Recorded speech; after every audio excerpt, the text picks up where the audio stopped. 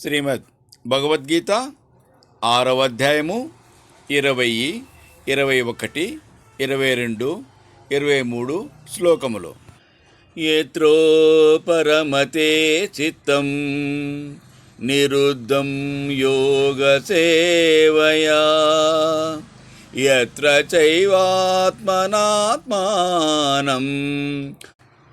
పశ్యన్నాత్మని తుష్యతి. సుఖమాత్యంతికం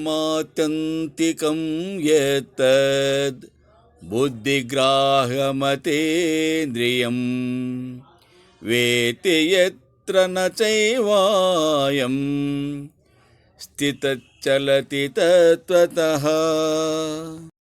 యం లబ్ధ్వా చాపరం లాభం మన్యతేనాదికం తతః యస్మిన్ స్థితో న దుఃఖేన గురుణాపి విచాల్యతే. తం విద్యా దుఃఖ సంయోగా వియోగం యోగ సంజ్ఞితం సనిశ్చయేన యోక్తవ్యో యోగో నిర్విన్న చేతసా.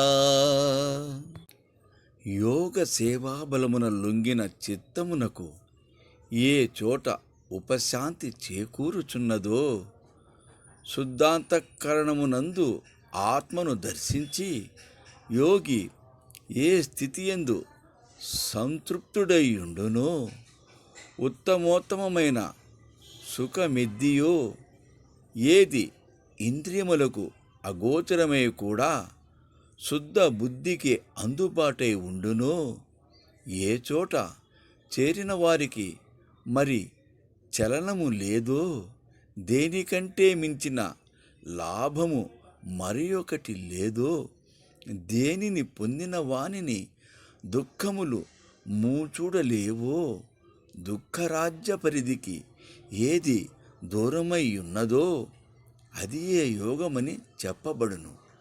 అట్టి యోగమును పట్టుదలతో ఓపికతో ఆచరించవలెను.